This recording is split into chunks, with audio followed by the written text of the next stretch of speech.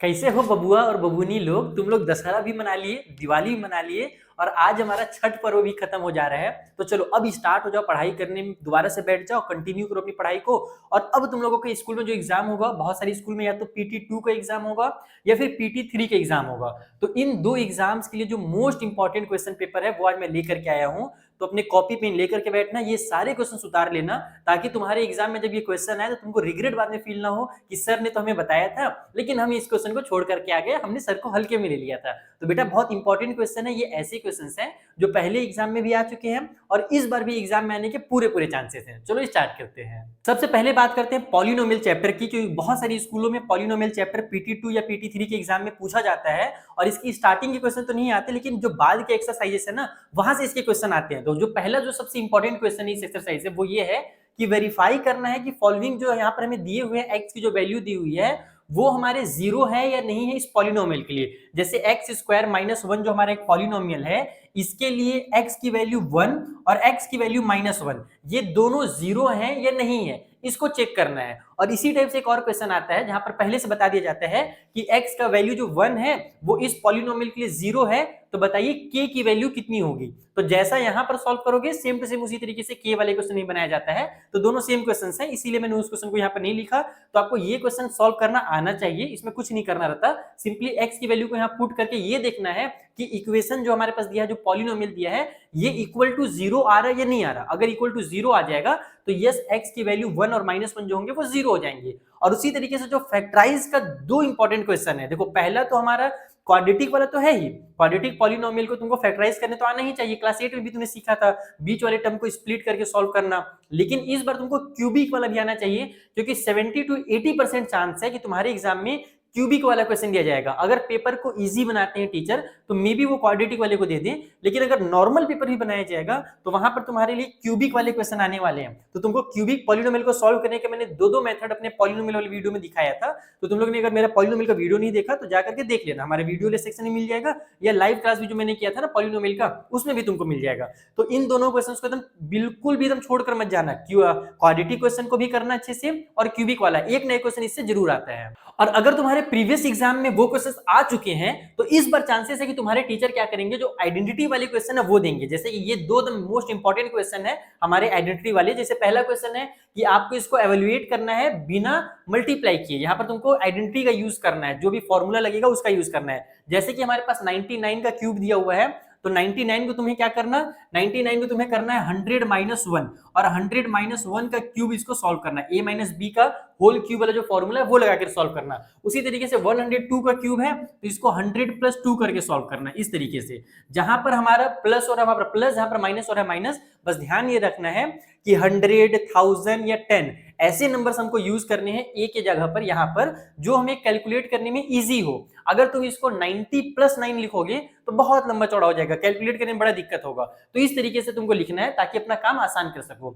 और दूसरा, ये मोस्ट इंपॉर्टेंट क्वेश्चन है, कई बार एग्जाम में आता है और बच्चे लोग इस क्वेश्चन को छोड़ करके आ जाते हैं। बस एक बेसिक सा फॉर्मूला याद रखना है तुम लोगों को और कुछ नहीं करना है। जो बेसिक सा फॉर्मूला है हमारा, ये x का क्यूब प्लस y का क्यूब प्लस z का cube minus 3xyz equal to x + y + z, फिर x² + y² + z² + xy - xy steps है ना जो फॉर्मूला, बस उस फॉर्मूला को याद रखो और उसी फॉर्मूला से तुमको इसको प्रूव करना है। जहां पर अगर हमारे पास x + y + z equal to अगर 0 हो जाता है तो x का क्यूब प्लस y का cube plus z cube equal to 3xyz होता है। और इस क्वेश्चन को भी मैंने अपने पॉलिनोमियल वाले वीडियो में डिटेल में सॉल्व करना सिखाया था। तो ये पॉलिनोमियल चैप्टर के मोस्ट 4 इंपॉर्टेंट क्वेश्चन है जो कि तुम्हारे PT2 या PT3 जो भी एग्जाम होने वाला है सामने, उस एग्जाम में आएगा। अगला जो चैप्टर मैंने लिया है इस क्वेश्चन पेपर में वो है हमारा लीनियर इक्वेशन 2 वेरिएबल, क्योंकि इस चैप्टर से भी कई बार क्वेश्चन आते हैं PT2 और PT3 के एग्जाम में।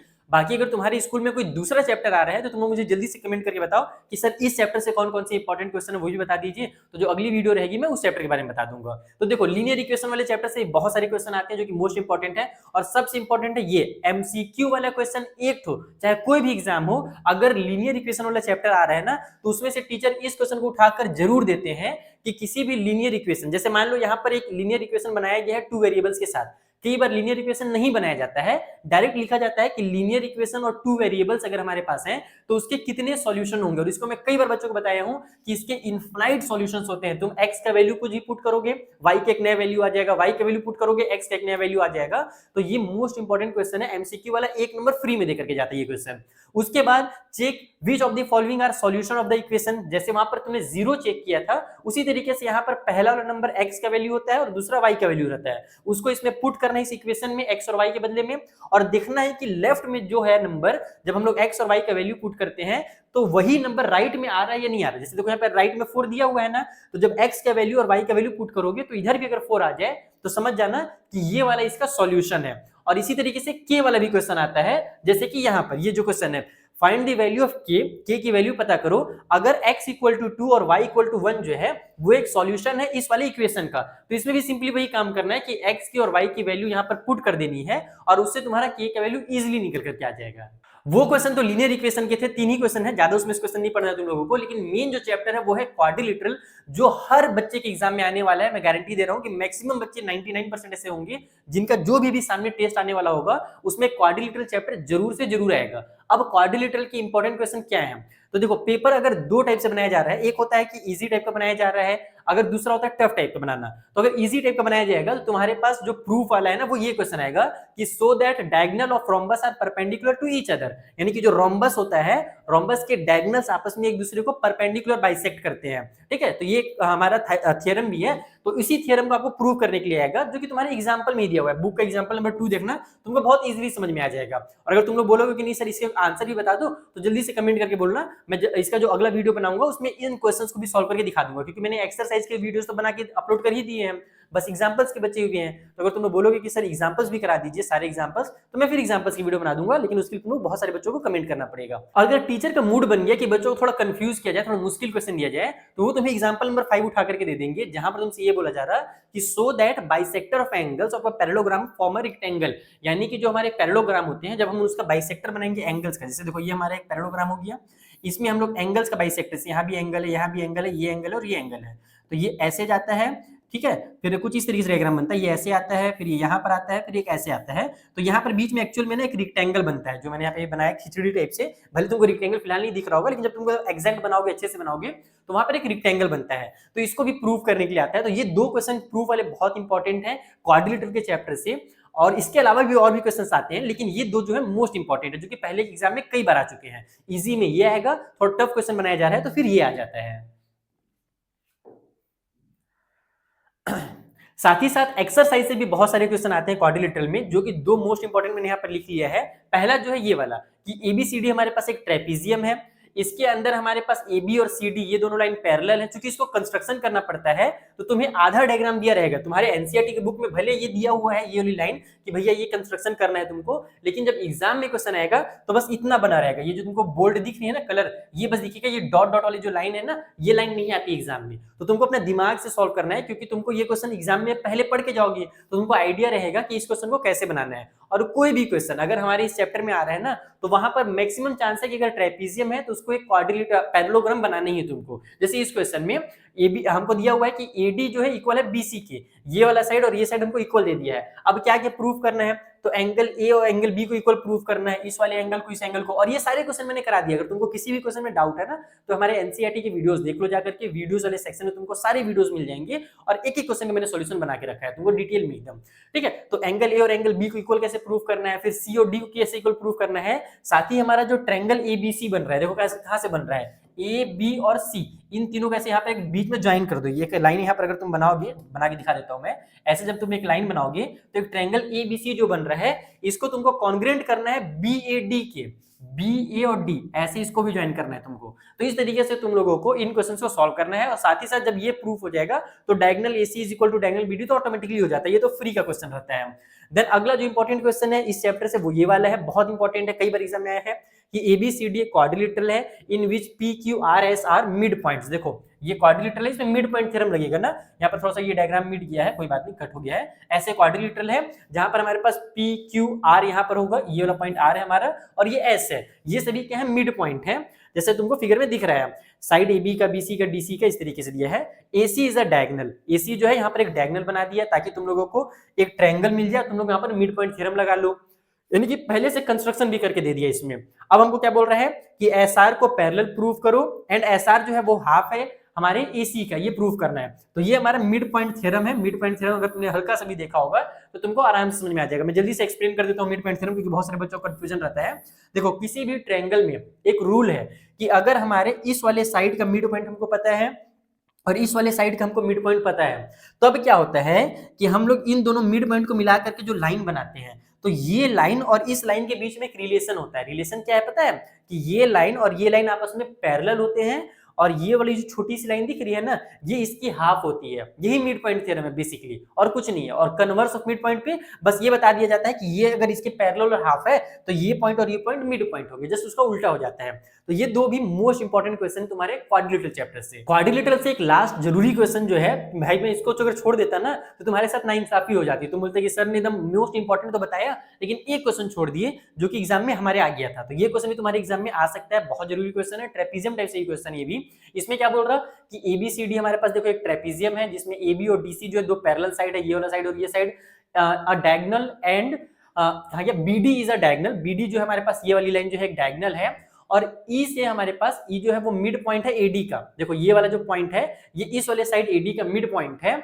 अ line is draw through E parallel to A B. हम लोग ई से एक लाइन ड्रॉ करते हैं जो कि ए बी के क्या है, पैरेलल है। इसमें भी हमारा मिड पॉइंट थ्योरम ही लगने वाला है, इसलिए बोल रहा हूँ कि मिड पॉइंट थ्योरम बहुत जरूरी है, उसको एक बार अच्छे से पढ़ के ही जाना। ये सारे क्वेश्चन तो मैं जो बता रहा हूँ तो करना ही करना, थोड़े से थ्योरम्स को अलग से पढ़ लेना, ठीक है। इंटरसेक्टिंग बीसी एट एफ, ये जो क्या कर रहा है, बीसी वाले लाइन को इंटरसेक्ट कर रहा है इस पॉइंट एफ पर, तो शो करना है तुमको कि एफ जो है वो भी क्या है, मिड पॉइंट है बीसी का। तुमको भले दिख रहा होगा कि बहुत बड़ा क्वेश्चन, बहुत मुश्किल है, लेकिन जब तुम इसका वीडियो देखना ना मेरा सॉल्यूशन वाला, इतना शॉर्ट क्वेश्चन है ये, बहुत आसानी से बन जाता है। बस तुमको एक साइड को मिड पॉइंट लगाना है, कन्वर्स ऑफ मिड पॉइंट लगाना है और आंसर आ जाता है। तो ये सारे क्वेश्चन जो थे वो क्वाड्रिलेटरल के मोस्ट इंपॉर्टेंट थे। अब चलते हैं अगले चैप्टर के पास। बहुत सारे स्कूल ऐसे हैं जहां पर PT2 और PT3 के एग्जाम में सरफेस एरिया एंड वॉल्यूम वाला चैप्टर का 50% पोर्शन आता है, और कई स्कूल में वो पूरा का पूरा पोर्शन दे देते हैं। तो अगर 50% आ रहा होगा तो भी तुम्हारे काम आएगा, अगर पूरा आ रहा होगा तो मैंने पूरे चैप्टर का भी बना दिया है, तो ध्यान से देखना। जो हमारे पास 4 एक्सरसाइजेस है, पहले एक्सरसाइज में क्या है, तो कोन के सरफेस एरिया से रिलेटेड क्वेश्चन है। सरफेस एरिया समझते हो ना, बाहर बाहर का एरिया, जैसे कि ये मेरा सरफेस एरिया, बॉडी के ऊपर का पार्ट, ठीक है, स्किन वाला। तो उसी तरीके से कोन के सरफेस एरिया से जो मोस्ट इंपॉर्टेंट 2 क्वेश्चन है वो ये है। पहला है कि कॉनिकल टेंट है जो कि 10 मीटर जिसकी हाइट है, और रेडियस उसका बेस का दिया हुआ है 24 मीटर। तो फाइंड करना है स्लैंट हाइट ऑफ टेंट, पहले टेंट का स्लैंट हाइट फाइंड करना है जिसे हम लोग एल से डिनोट करते हैं। और दूसरा, cost of the canvas required to make the tent if cost of 1 metre का स्क्वायर इज ₹70, यानी कि उस टेंट को बनाने में कितना कॉस्ट पड़ेगा अगर 1 मीटर का जो हमारा कॉस्ट है ना वो 70 रुपए है। तो ये पहला इंपॉर्टेंट क्वेश्चन है जो कि थोड़ा इजीली बन जाता है। अगला, अगर इसी एक्सरसाइज से दूसरा क्वेश्चन टीचर देना चाहे तो फिर इस वाले क्वेश्चन को देता है, जो कि बहुत मजेदार क्वेश्चन है, और ये भी क्वेश्चन कई बार आया है, तुम लोग देख लेना। ये क्वेश्चन क्या है कि एक जोकर वाला कैप है, वही कोन की तरह से जो होता है ना, जो हम लोग बर्थडे वगैरह में देखते हैं, जोकर को पहने हुए देखते हैं, ठीक है, is in the form of right circular cone of base radius 7 centimetre. इसकी बेस की रेडियस 7 सेंटीमीटर है और हाइट जो है वो 24 सेंटीमीटर है।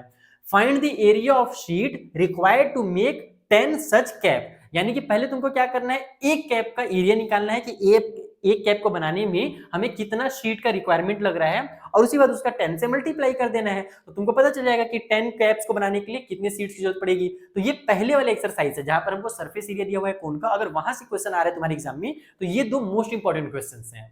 अगला जो एक्सरसाइज है वहां पर हमें स्फीयर और हेमीस्फीयर से रिलेटेड क्वेश्चन दिए हुए हैं जो कि उसके सरफेस एरिया से है। पहला और दूसरा जो एक्सरसाइज है वो सरफेस एरिया से रिलेटेड है, तीसरा और चौथा जो एक्सरसाइज है वो वॉल्यूम से रिलेटेड है। तुम लोग तो शुक्र मनाओ कि तुम लोगों के लिए बहुत ज्यादा सिलेबस कम कर दिया गया, नहीं तो पहले तो इसमें सिलेंडर वगैरह बहुत सारी चीजें बच्चों को पढ़ना पड़ता था, तुम्हें केवल कोन और स्फीयर पढ़ना पड़ जा रहा है। तो जो अगला हमारा एक्सरसाइज है स्फीयर, अगर उससे क्वेश्चन आता है तो एक एग्जांपल वाला क्वेश्चन भी बहुत फेवरेट है टीचर्स का, ये भी क्वेश्चन ध्यान से करके जाना। इसमें बोला जा रहा है कि एक हेमीस्फेरिकल डोम है, और इसी टाइप से एक एक्सरसाइज में भी क्वेश्चन है, दोनों क्वेश्चन को कर लेना। डोम वाला क्वेश्चन मैंने देखा है कई बार टीचर उसको देते हैं क्वेश्चन को। डोम मतलब समझते हो ना, जैसे मॉस्क्यू वगैरह में ऊपर में रहता है ना गुंबद जिसको बोलते हैं, उसको डोम कहा जाता है, ठीक है। तो हेमीस्फेरिकल डोम है of building needs to be painted, उसको पेंट करना है, फिगर भी दिया हुआ है, तुम एग्जांपल नंबर 7 देखना एनसीईआरटी बुक में। If the circumference of the base of radius is 17.6 metre, यानी कि जो हमें सर्कमफ्रेंस है ना बेस का वो दिया हुआ है डायरेक्ट, हमको रेडियस डायमीटर कुछ नहीं दिया है, डायरेक्ट हमको सर्कमफ्रेंस का वैल्यू दे दिया, 2πr की वैल्यू दे दी है। तो find the cost of painting it given the cost of painting is 5 रुपी पर 100 सेंटीमीटर का स्क्वायर। तो ये क्वेश्चन घुमा करके दिया हुआ है, लेकिन तुम लोग इसको आसानी से समझ सकोगे जब तुम मेरे वीडियोस देखोगे। हमारे वीडियोस में तुमने देखा है एक्सरसाइज के, तो ये क्वेश्चन तुमको मुश्किल बिल्कुल भी नहीं लगेगा। भले अभी पढ़ने में लग रहा है कि अरे सर बहुत घुमाया दिया है, ऐसा बिल्कुल नहीं है। एक एक चीज को सॉल्व करते जाना। जैसे बहुत ज्यादा धागा उलझा हुआ रहता है ना, तो उसको तुम पकड़ के खींच दो, सोचोगे कि तुम ठीक हो जाएगा, तो नहीं होगा, टूट जाएगा वो, और उसी को धीरे धीरे खोलोगे तो पूरा खुल जाता है। ठीक, तो वैसे टाइप से ये क्वेश्चन है, उलझा हुआ है लेकिन एक एक इसके पार्ट्स को सॉल्व करना तो सारे क्वेश्चन सॉल्व हो जाएंगे। उसी तरीके से अगला जो क्वेश्चन है वो ये वाला है कि हेमिस्फेरिकल बॉल है, उसी तरीके से made of brass has inner diameter, ये ब्रास से बना हुआ है जिसकी इनर डायमीटर हमें 10.5 सेंटीमीटर दी हुई है। Find the cost of tin plating it on the inside at the rate of 16 रुपी पर 100 सेंटीमीटर का स्क्वायर। यानी कि यहाँ पर हम लोगों को क्या करना है, जैसे सिंपली समझ लो कि एक हमारे पास कटोरी है, ठीक है, उस कटोरी में अंदर में हम लोगों को पेंटिंग करना है, सिंपल लैंग्वेज में समझ लो, ठीक है, टिन प्लेटिंग वो सब हटाओ, तुम समझ लो कि अंदर में पेंट करना है, तो बस उसका अंदर अंदर का हमको सरफेस एरिया निकालना रहेगा और कुछ नहीं, और फिर लास्ट में जाकर के मल्टीप्लाई कर देना कॉस्ट से, तो तुमको टोटल कॉस्ट पता चल जाएगा। तो ये दूसरे वाले एक्सरसाइज से अगर तुम्हारा क्वेश्चन आ रहा है, स्फीयर वाले अगर हमारे क्वेश्चन आ रहे हैं जिससे सरफेस एरिया से रिलेटेड, तो फिर ये क्वेश्चन वहां पर आ सकते हैं। उसके बाद जो तीसरा एक्सरसाइज है वॉल्यूम एंड सरफेस एरिया में, वहां पर आपको कोन का वॉल्यूम से रिलेटेड क्वेश्चन दिया हुआ है। जैसे पहले एक्सरसाइज में कोन के सरफेस एरिया से रिलेटेड क्वेश्चन था, वैसे यहाँ पर कोन के वॉल्यूम से रिलेटेड है। क्वेश्चन क्या है पहला, ये भी एग्जांपल नंबर 9 से है, बहुत इंपॉर्टेंट क्वेश्चन है कि Monica has a piece of canvas, Monica के पास एक कपड़ा है, कपड़े का टुकड़ा है, हुज एरिया इज 551 मीटर का स्क्वायर, जिसकी एरिया हमको दे दी गई है। She used it to have a conical tent made with a base radius of 7 metre, और वो क्या कर रही है, उसको एक टेंट बनाने के लिए यूज कर रही है कोन के शेप का, जिसका रेडियस 7 मीटर होगा, बेस का जो रेडियस 7 मीटर होगा। Assuming that all the stitching margin and the wastage incurred while cutting amount to be approximately 1 metre के स्क्वायर। बस इसी में बच्चे लोग कंफ्यूज होते हैं, क्योंकि जो यहाँ से लेकर के यहाँ तक जो लिखा हुआ है ना, इतने ही में बच्चे लोग का मेन कंफ्यूजन रहता है कि ये है क्या। तो देखो एक्चुअल में यहाँ पर ये बोला जा रहा है कि जब वो उसको कैनवास बना रही है, कभी भी तुम देखना कि कोई भी टेलर को जो तुम कपड़ा देते हो ना, तो पूरा का पूरा कपड़ा यूज नहीं होता है, बहुत सारे कपड़े सिलने के बाद ना वेस्ट होते हैं, फेंकाते हैं, उसको दुकान में देखना इधर उधर फेंकाया रहता है। तो वही यहाँ पर बोल रहा है कि जब उसके पास इतना कपड़ा है, तो इतना कपड़ा वो पूरा पूरा टेंट में नहीं लग रहा है, 1 मीटर कपड़ा सिलने में या कुछ करने में फेंका जा रहा है, वेस्ट हो जा रहा है। तो बचा कितना, 550 मीटर का स्क्वायर बचा। तो अब तुमको जो 550 मीटर का स्क्वायर है उसको सॉल्व करना है, ठीक है। क्वेश्चन में क्या बोल रहा है आगे कि find the volume of the tent that can be made of it, यानी कि जब हम उस टेंट को बनाएंगे तो उसकी वॉल्यूम कितनी होगी। तो तुमको यहाँ पर उसका जो एरिया था वो कौन सा एरिया का यूज करना है, 550 का यूज करना है, ना कि 551 का यूज करना है, ठीक। तो ये क्वेश्चन हो गया। दूसरा क्वेश्चन क्या है कि a heap of wheat is in the form of cone whose diameter is 10.5 metre and height is 3 metre. गेहूं रखा हुआ है, गेहूं देखना कभी भी जब रखा जाता है तो वो इस तरीके से बन जाता है कोन के शेप में, चाहे गेहूं रहे, चाहे चावल रहे, बालू रहे, कोई भी चीजें जब रहती है ना, जब उसको हम गिराते हैं तो वो एक कोन का शेप ले लेता है, ठीक है। तो कोन के शेप में वो है जिसकी हमको डायमीटर दे दी गई है बेस की और हाइट दे दी गई है। फाइंड इट्स वॉल्यूम, पहले तो इसका वॉल्यूम पता करो, पहला ये क्वेश्चन हो जाएगा वॉल्यूम वाले से। अब उसके बाद इसमें एक और चीज आ जाएगा, इसीलिए ये मोस्ट इंपॉर्टेंट क्वेश्चन है, क्योंकि इसमें हमको दो दो चीजें फाइंड करने के लिए पड़ती है। पहले तो वॉल्यूम ही फाइंड करना है, और दूसरा क्या करना कि the heap is to be covered by canvas, जो हीप है उसको हमको कपड़े से ढकना है, to protect it from rain. Find the area of the canvas required, तो बताइए कि जो कपड़े से हम ढकेंगे उसका एरिया कितना होगा। तो इसमें वॉल्यूम निकालने के साथ साथ हमको कर्व सरफेस एरिया भी निकालना पड़ता है, इसलिए ये मोस्ट इंपॉर्टेंट क्वेश्चन हो जाता है कौन से रिलेटेड। अब लास्ट बात कर लेते हैं हम लोग, लास्ट वाले एक्सरसाइज का वॉल्यूम एंड सरफेस एरिया वाला, जिसमें हम लोगों को वॉल्यूम दिया हुआ है स्फीयर और हेमिस्फीयर का, और उससे रिलेटेड क्वेश्चन दिए हुए हैं। जैसे पहला जो सबसे इंपॉर्टेंट क्वेश्चन है, जो कि हर बार लगभग हर बार मैं देखता हूँ ये क्वेश्चन एग्जाम में आते ही है, और मैं भी अगर क्वेश्चन पेपर तैयार करता हूँ तो इस क्वेश्चन को पकड़ा देता हूँ बच्चों को, लो बेटा आराम से बनाते रहो। वही मून वाला क्वेश्चन है, मून और अर्थ वाला, तुम लोग भी कभी ना कभी इसको जरूर सुने होंगे। इस क्वेश्चन में क्या बोल रहा है कि the diameter of the moon is approximately 1/4 of the diameter of the earth. जो डायमीटर है मून का वो अर्थ के डायमीटर का 1/4 है, यानी कि लगभग 1/4 पार्ट है, आधा से भी कम, 1/4। यानी कि जैसे अर्थ के डायमीटर को अगर 4 पार्ट में बांटोगे तो उसमें से एक पार्ट जो होगा वो डायमीटर ऑफ मून का होगा। तो बताइए what fraction of the volume of earth is the volume of the moon. इस क्वेश्चन में बच्चे लोग कई बार ना मून और अर्थ को कहां पर लिखना है, किसको ऊपर लिखना है, किसको नीचे लिखना है, इसमें कंफ्यूज होते हैं। तो इसका भी सॉल्यूशन मैंने डिटेल में अपने इस चैप्टर के जब मैंने वन शॉट वीडियो बनाया था रिसेंट में, उसमें इसको बताया है, इस क्वेश्चन को कराया भी वहां पर, तो वो वीडियो भी तुम लोग जरूर देख लेना, ताकि इस क्वेश्चन में जो भी डाउट्स होते हैं ना, तुमको कंफ्यूजन होता है कि मून वाले का अर्थ वाले से फ्रैक्शन निकालना है कि अर्थ वाले का मून वाले से निकालना है, तो वहां पर तुमको चीजें समझ में आ जाएंगी। साथ ही साथ how many litres of the milk can hemispherical ball of diameter 10.5 centimetre hold. ये क्वेश्चन जो है बहुत मजेदार है। क्यों मजेदार है पता है?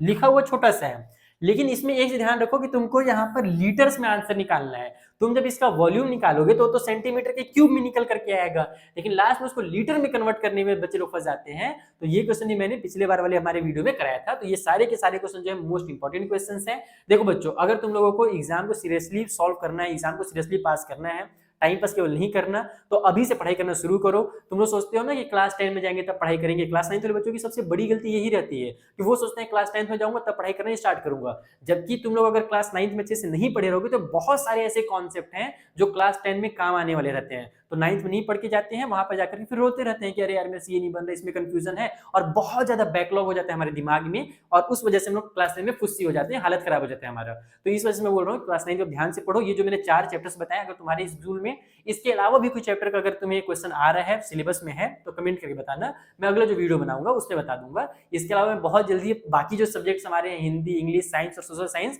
उसका भी मैं पेपर लीक करने वाला हूँ। तो जल्दी से अपने फ्रेंड्स को ये चैनल के बारे में बता दो कि भाई इस चैनल से पढ़ोगे तो सारे के सारे एग्जाम वाले क्वेश्चन तुमको पहले से पता चल जाएंगे।